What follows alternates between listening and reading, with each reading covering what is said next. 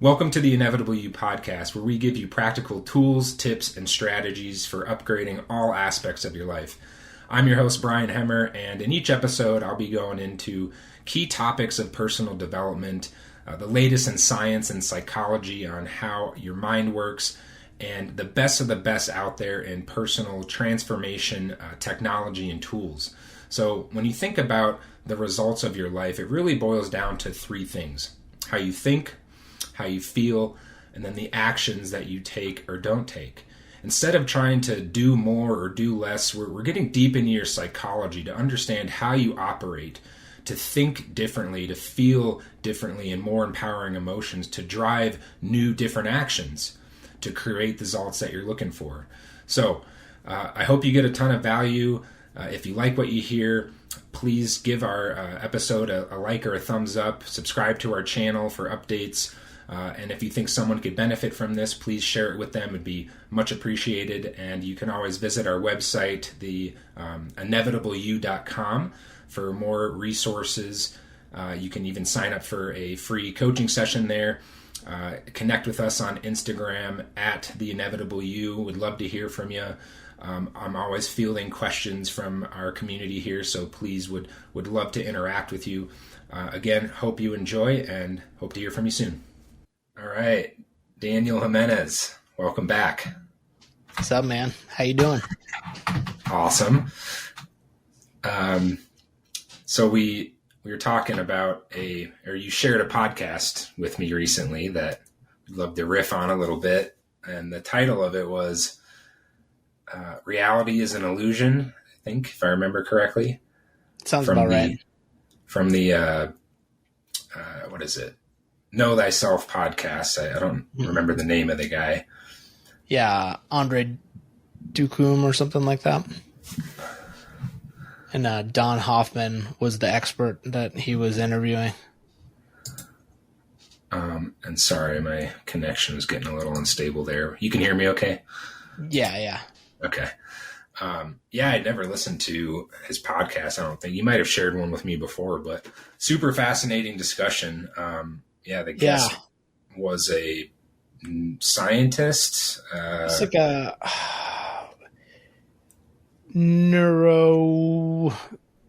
some sort of neuroscience guy.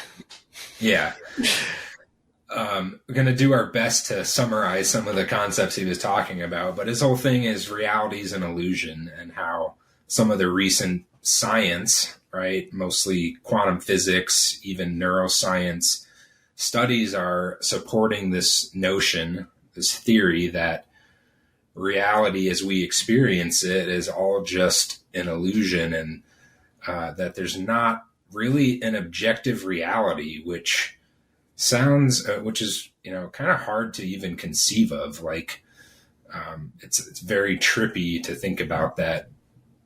Really, there's no, the example they use, which is the classic one, if a tree falls in the woods and there's no one there to hear it, does it make a sound, right? Or did it even actually fall, to his point?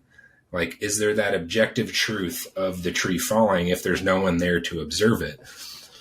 So again, taking the not neuroscience approach to it, which I know you are the same, find very fascinating. That's our thing here, thinking about how the mind works, how we perceive and even create reality. So not sure where we want to start with this, but if we could at least kind of summarize some of the points that they were talking about. But that's at least the gist of it that I got. Was that what you were tracking? Yeah. And to the point that he was making about the whole tree, he's like, there is no tree. Like, that's, there's no tree that is falling unless someone's observing it. Right. And the fact of, he talked about everything through like evolutionary game theory. That was kind of a big piece that he gets into. So he talked a lot about like the VR headset concept. Mm-hmm. And so like, if you think about it as what we're seeing, what we perceive as reality is just what's showing up in our virtual reality headset. It's just a projection of like ideas and concepts. So like he Right. talked about your computer screen or like your phone, right? If you're seeing there's an email icon on your phone, well, is that actually a letter that's on your phone in that piece, or is it a representation? It's a digital representation done through pixels, Right. right? Of a bunch of little, data equations going back and forth, really rapidly to then show this user display of, oh, there's an email here. So there really is no email right there. It's just that's what the user display is. That's what the sensory input or sensory pickup that we get is that picture. Right. And I'm that's still here. I don't know if you can still see me, but I want to make sure we'll still. I changed some settings so we're uploading properly. It was cutting in and out, so I can hear you. But gotcha.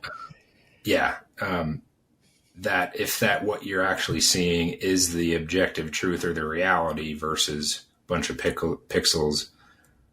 Just a representation of in a concept or an idea. Right. When it's observed. And the whole virtual headset metaphor I really like, because like if you've experienced virtual headsets or reality, like it feels real. Like it feels almost, if you wear it long enough, like that it's the real thing. But he's saying reality, the way we experience it normal waking, is similar to virtual reality in that we're creating a construct, or it's a projection of something that's underlying it, of what an actual truth could be, right? But we can't perceive it. And I think he was making a point, like they've basically like proved through mathematical equations that the probability that any reality, that any organism, humans, mice, amoebas, whatever, experience, the probability that that's real is basically zero. Right. And my favorite metaphor for that, or way to think about that, is like going back to the visual, what we see, is that actually the thing, or the way that our brains process visual information? Like, first of all, it's photons of light coming in. So they're particles coming in through our lens of our eye, going through a nerve, that information. It's an electrical impulse going through our optic nerve to the back of our brains, our visual cortex. So, and not only is it just, that information being sent, but the image we're seeing is actually inverted on our visual cortex, right? Like it's upside down, but our brains make it right side up for us so we can, orient ourselves and see things as right side up. So if you think about just that process alone, it's all created, it's all constructed in our minds. Like it's just, we're receiving photons and information, but like what makes red red or green green? Like, or maybe my red is your green because your brain creates it differently than mine, right? Sure. So from that perspective, I get it. That's the easiest way for me to understand this whole reality is an illusion. Where it gets difficult for me is the whole, there's no objective truth, or like if you don't see it, if we don't observe it, then it's not actually real, or it doesn't exist. So hold on a second. You cut out at what's real for me, or what's tough for me to understand is, and then cut out. What's challenging for me is this concept or notion that there is no objective reality, where like if there's no observer, if there's no one there to perceive it, then it isn't actually there. Like it's only through the act of observing that the thing actually exists. That's a very hard to grasp, trippy concept, because going back to the tree metaphor, like I know there's a forest in just, 50 miles west of me with trees in it. I could just go drive there right now but is it not there because I'm not Right. seeing it? Is that how you understood the concept? Yeah. So, I mean, talking about going back to the headset analogy, he was like, it's a rendering for you. So that forest doesn't exist for you right now until you go over there and you're seeing your rendering of that forest, right? I could be standing in front of the forest and talking to you on the phone and you being like, hey, is the forest there? And I'm like, yep, it's there. But You're right. the forest is only rendered in my reality, right? Like it's Right. not rendered in your reality. And I know that this is there's a lot of layers to it, right? Like he's really big into the mathematical perspective, right, of proving or not proving, and to try to like many great scientists, they're geniuses and they're really poor at explaining the concepts because it's like I had to stop and like look stuff up multiple times. Right. I don't know what. Wait a second. What does that mean? You know, what is Boson's theory, or what's this framework that he keeps mentioning that's like based on another scientist, and one of the things he was saying was like the mathematical limits. The math provides limits to when this reality doesn't exist anymore. So like to say like Newtonian physics, right? Gravity works up until this limit. Space-time was the biggest one he kept talking about. He's like, well, space-time is real up until this limit in the math. So at this at this micro level, like if you're dialing it down, so if you say like zoomed in at 100%, right? If I'm zoomed in at 100%, space-time's still here. But on a small enough scale, it ceases to exist. It's not that it just goes on forever and ever and ever. Right. There's an actual limit. And when you find that limit, then it's essentially the proof that it doesn't exist in eternal reality, right? It's not an eternal truth. It only exists on this bandwidth, right? From 0 to 100, this exists. Right. But if you go outside of 100 or lower than 0, it doesn't exist anymore.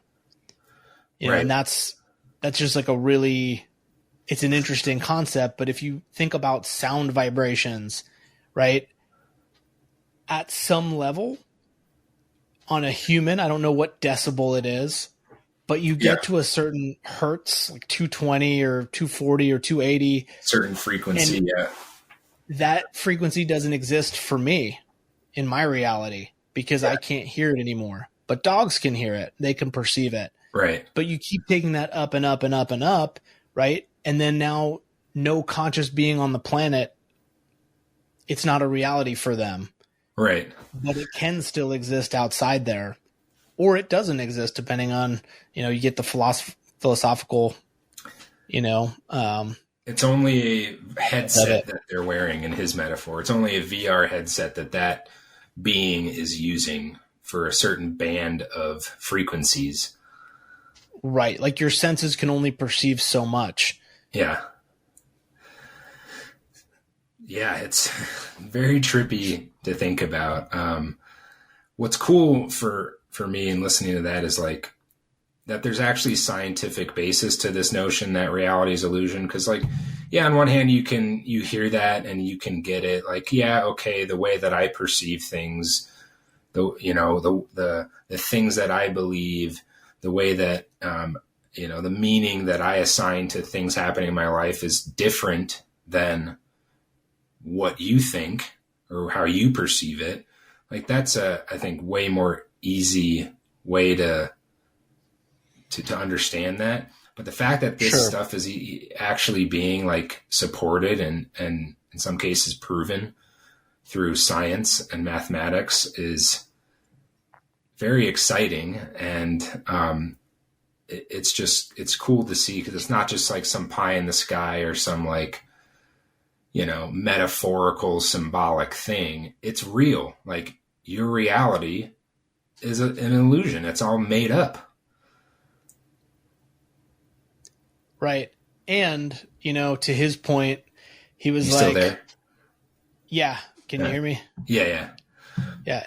I was like, and to his point, one of the things, like, when you put on a VR headset and you play Grand Theft Auto, you can either play from a perspective of, oh, this is just a game and I'm just going to have fun. And, you know, that's just my avatar and whatever, it crashes a car, it runs and does some crazy stuff, like no big deal, you know, and you're not attached to the outcome of it. Or you get so immersed into it and you get attached to your avatar, and that car that you're driving is real and these people are real, and you can get hyper focused into it, and that when you take the headset off, becomes like really jarring. Uh-huh. And that's like, if you were looking at practical application of this type of stuff, one of the things I really liked about the concept is you get to choose how you play in the world, right? Like, you can be completely detached from the world, or you could be attached from the world, and they both have their, you know, cause and effect, their outcomes that, you know, maybe you end up doing nothing with your life, or maybe you end up taking your life so seriously that, you know, you create a lot of stress and disease in your life, right? Right. Or somewhere in the middle. So it's kind of I look at it from like the practical application of that, of like, well, if nothing's real, or I should say objective reality as we know it is, you know, maybe an illusion, then how can we practically apply this, you know, to live our lives in a more powerful way? Yeah, absolutely. You know, if you buy the concept, right, if you believe that it's all an illusion, we're all just making it up in our heads, you know, on one hand, then, you know, if that's the case, like, might as well make the most pleasurable experience possible, at least, right? Like, or what can I do to create the reality that I do want to experience? And, you know, my one issue with it, or challenge with it, and this is more from the perspective of other folks that might be listening and thinking like, wait a second, so you're just telling me, you know, that divorce I just had isn't real, it's just an illusion, or that person that died is just an illusion, or like, I don't think that's really what it's saying. You know, it's not intended to dismiss or diminish the things that you experience and the hardships that you go through and what your life is. But reality is really, you know, if it's created, those are just data points, and we create the experience of them, or we create them, you know, a big tool we love to use. We create the meanings around it. You know, is this good? Is this bad? Is this the end of the world? Is this the best thing? Is this, you know, how does this empower me versus disempower me? Like, we, according to this, you know, belief, this theory, if it's an illusion, we get to determine that. And I find that incredibly empowering, that we get to really take charge, and, you know, it's supported. It's being supported. This isn't just like, you know, a suggestion. This is how it works. Yeah. You know, to your point, there's a cartoon that I like that I see pop up from time to time, and it's two guys on a bus. They're like little stick figures, and one's looking out the left side of the window and his head's down and he's all like depressed, and the thought bubble is life is meaningless. And then the guy on the right side of the bus is like arms up overhead looking out at the mountains and the sunshine, really excited, and he's like, life is meaningless. Yeah. Right? Like, it's how you interpret that can be really powerful or really depressing. Yeah. And I know when you do go through heavy situations like a divorce or a loss, or you know, loss of job or something like that, like, based on how we've been living our life and how attached we are to this world and our meat suits, which, not to degrade our bodies, like, our bodies are these really powerful things. The avatar. And also, it's temporary, right? This thing isn't forever. I find it very powerful for me in my life and the work I've done with a lot of my clients, and very freeing when you can get to a point where you realize, like, the meaning that I make of this is the most important decision that I can make, right? Like, is the most important thing I can do. And so whether reality is real, not real, however you want to experience it, that we call it the third party subjective, first person subjective. It's like me seeing my reality. Yeah. It's a first person subjective reality is the most important thing, because that's where you can change the outcomes. That's where you can change how you deal with things, how you respond to things. Someone dying, you can be really sad about what you've lost, and you can make it all about you and very selfish, right? Just pointing fingers a little bit. Or you can make it about the other person and the celebration of life and how thankful you are that they were in this world and the contributions that they made to this world, and it could be, it's the same event can happen and you can view it and experience it and have two completely different realities based on that one thing that happened. Right. Yeah, agreed. Incredibly empowering. And, the other distinction I think is important to remember, like, again, it can get really trippy and you can go down a rabbit hole of thinking about, from a personal level, well, if I'm not experiencing it, does it not exist? We can philosophize, but, the implications of this from a collective perspective of, like, when we put all of our perspectives together and we're collectively perceiving things together, I see this having an application of, like, we're collectively creating a reality together by perceiving things that are happening. And it's almost like, it's just a fun thought, like where, like, this world, this planet we live in is entirely constructed by the sum of all of the perceivers and the minds at work. Like, we're building this massive playground, this place for us to experience and grow and evolve on a deeper spiritual level. Like, that to me is just a really cool kind of concept or way to think about kind of the applications of this. And then you start to think about, well, okay, this group of people has this perspective, that's how they're perceiving reality. It's entirely different. It could be entirely different than mine.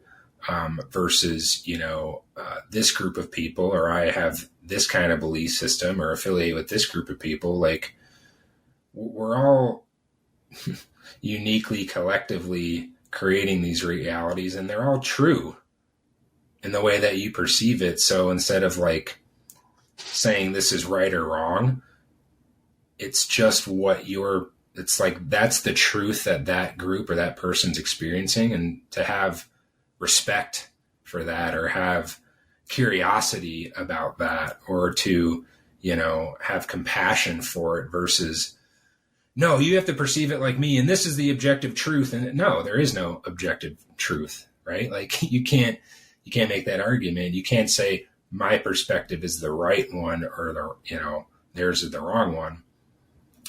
It's all an illusion. Yeah. It's all being made up. So I think it just lends to, like, some more cooperation or compassion for other perspectives and views of reality.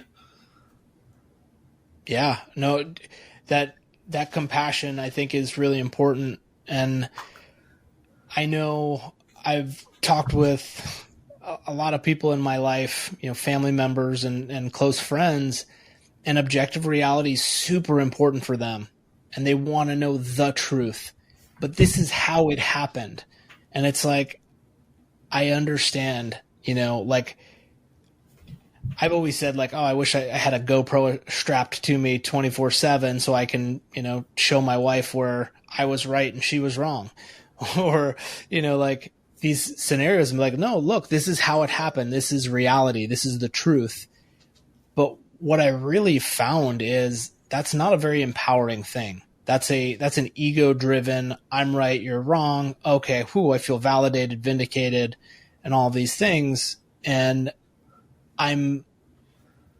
what I help, my friends and family go through is like you searching for an objective truth and constantly, looking for that. You're missing your life, and you're missing the interpretation of your life because you're just trying to find what some objective, it's third party is what it really is, right? It's still subjective in this whole framework of objective reality isn't objective, but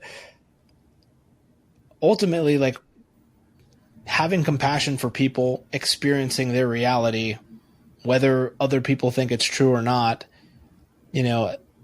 that's something that we haven't allowed for. And especially in the, I'd say the last 2, 3, 4 years, it's been less and less than it has in the past. This period of grace that we give people. Yeah, for sure. And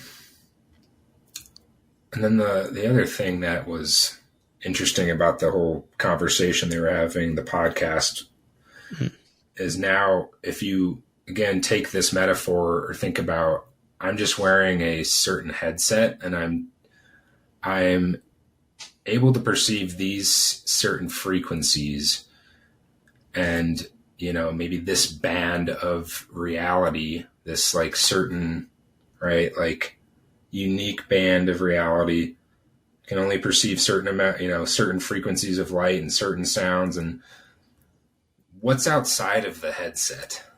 Like, what are we not seeing or not paying attention to or haven't opened ourselves up to yet in order to experience something even greater than what we have in just our normal waking lives? And what does that even mean? Like, what would that even look like? And how do we get there?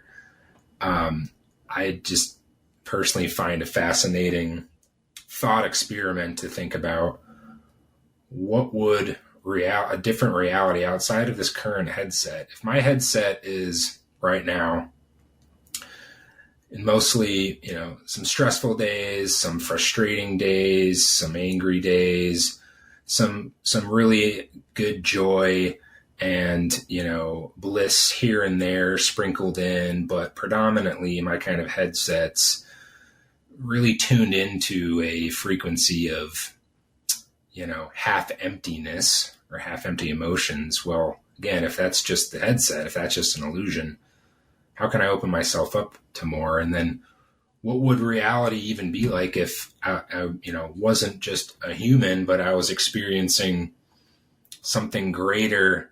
We have like examples of like extrasensory perception or, communicate with maybe beings that aren't human, angels, right? Or multi-dimensional, interdimensional beings that are highly evolved. Is that possible?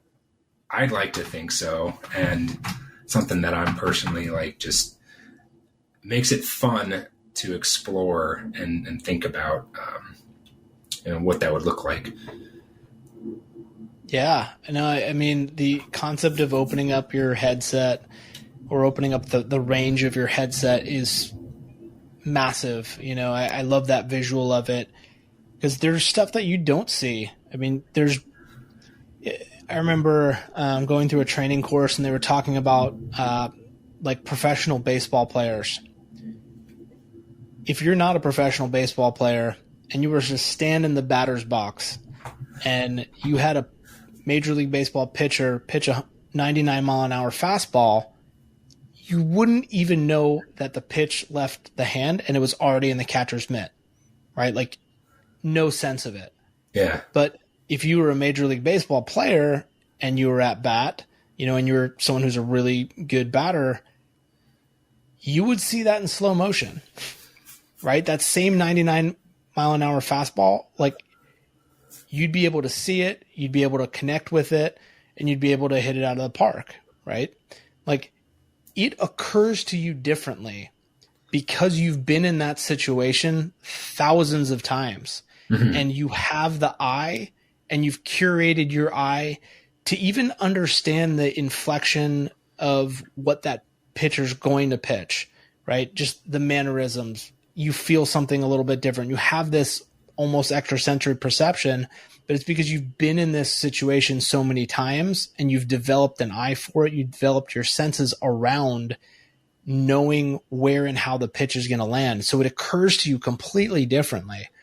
Yeah. And so that's just one like really real world example of how you can take your current reality and expand it to encompass something completely outside of the, possible, right. Or that's outside of your possible right now. Right. Your current scope, your current, maybe frequencies that you're tuned into, or what you've just been trained to see. Yeah. Yes. 100%. Well, it's good food for thought. I don't want to go too long with this. We'll keep these short and sweet, but we only touched the tip of the iceberg here. I definitely want to follow up, have some further discussion around this idea of reality as an illusion, and what does that mean, and what are the implications for us? How do we apply all this crazy new awesome science, that's coming out, that is opening up possibilities and making us think differently about what the world, what this place is that we exist, what are we even doing here? 100%. Cool, man. Appreciate it as always. Yeah. Take care, dude. All right. You still there?